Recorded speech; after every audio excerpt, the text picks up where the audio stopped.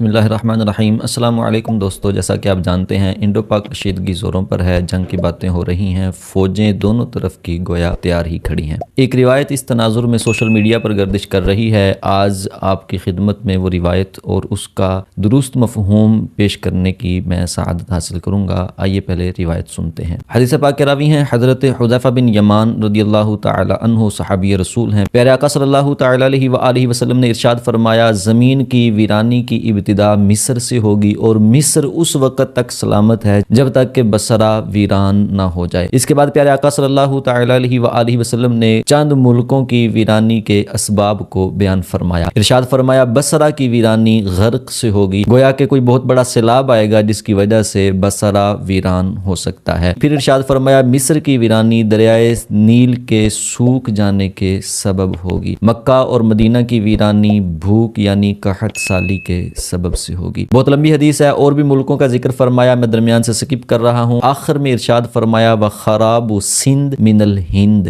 وخراب الہند من الصین۔ سندھ کی ویرانی ہند کی طرف سے ہے اور ہند کی ویرانی کا سبب چین بنے گا۔ یہ وہ حدیث پاک ہے جو سوشل میڈیا پر گردش کر رہی ہے۔ 3 پوائنٹس اس حدیث پاک کے متعلق میں آپ کے سامنے رکھنے جا رہا ہوں۔ پہلی بات تو یہ ذہن میں رکھیے، اس حدیث پاک کی سند پر محدثین کو اچھا خاصا کلام ہے، حتیٰ کہ علامہ ابن کثیر نے اس روایت کے متعلق من گھڑت ہونے کے خدشات کو بھی ظاہر کیا ہے۔ پوائنٹ نمبر 2، بہرحال اگر یہ روایت درست بھی ہو، پھر بھی اس کا یہ مطلب ہرگز نہیں نکلتا کہ پاکستان ہند سے شکست کھا جائے گا۔ مزید تفصیل سے پہلے میں یہاں پر آپ کو سندھ کا کچھ تھوڑا سا تعارف دے دوں۔ سندھ پیارے آقا صلی اللہ تعالی علیہ وآلہ وسلم کے دور مقدس کے جغرافیہ کے مطابق ہمارا جو پورا پاکستان ہے یہ سندھ کے ایریے میں آتا ہے، اور ساتھ ہی افغانستان کا کچھ مشرقی علاقہ بھی اس میں شامل ہوتا ہے۔ اصل میں اللہ پاک کے نبی ہیں حضرت نوح علیہ السلام، ان کے بیٹے کا نام ہے حام،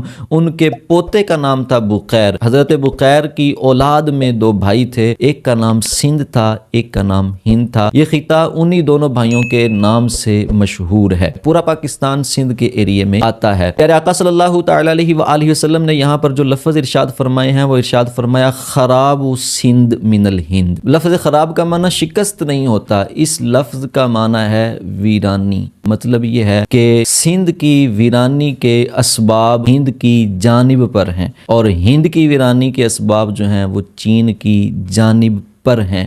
گویا یہ اس خطے کی جغرافیائی چین کو بیان کیا جا رہا ہے۔ پاکستان اور انڈیا دونوں ہی زرعی ملک ہیں، اور ان کی معیشت کا ایک بڑا حصہ زراعت پر انحصار کرتا ہے، اور زراعت کے لیے آپ جانتے ہیں کیا چاہیے ہوتا ہے، پانی۔ پانی نہ ہو تو فصلیں تباہ ہو جائیں گی، زمین بنجر ہو جائے گی، اور بھیانک قسم کی قحط سالی جنم لے لے گی۔ گراؤنڈ ریالٹی یہ ہے کہ اس خطے کے آبی وسائل کے اوپر چین کی حکومت ہے۔ بڑے دریائے سندھ اور ستلج، یہ دونوں چین کے علاقے تبت سے نکلتے ہیں اور ہندوستان سے گزرتے ہوئے پاکستان تک پہنچتے ہیں۔ ایسا ممکن ہے کہ ہند جو ہے وہ پاکستان کا پانی روک دے، لیکن پیچھے ماخذ جو ہے وہ چین کے پاس ہے، چین ہند کا پانی بھی روک سکتا ہے۔ گویا یہ تینوں ملک جو ہیں یہ پانی کی ڈور کے ساتھ بندھے ہوئے ہیں، اور اس ڈور کا سرا چین کے پاس ہے۔ اور خوش قسمتی کی بات یہ ہے کہ پاکستان اور چین کی مثالی دوستی ہے، اس لیے ابھی تک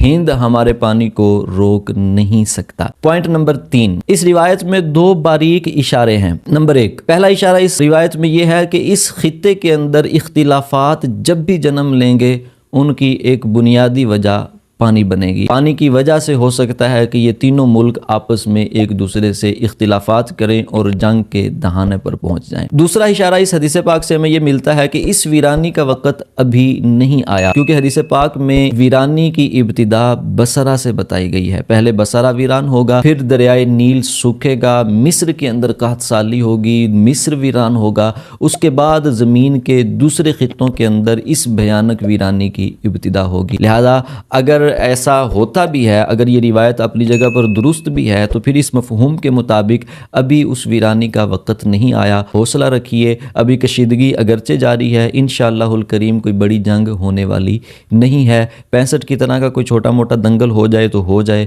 انشاءاللہ الکریم ایسی جنگ ابھی نہیں ہوگی۔ کہ جس سے یہ دونوں ملک تباہی کے دہانے پر کھڑے ہو جائیں۔ اللہ پاک ہمیں اسلام کی درست تعلیمات سیکھنے کی توفیق عطا فرمائے۔ ملتے ہیں اگلی ویڈیو میں، تب تک کے لیے اللہ حافظ۔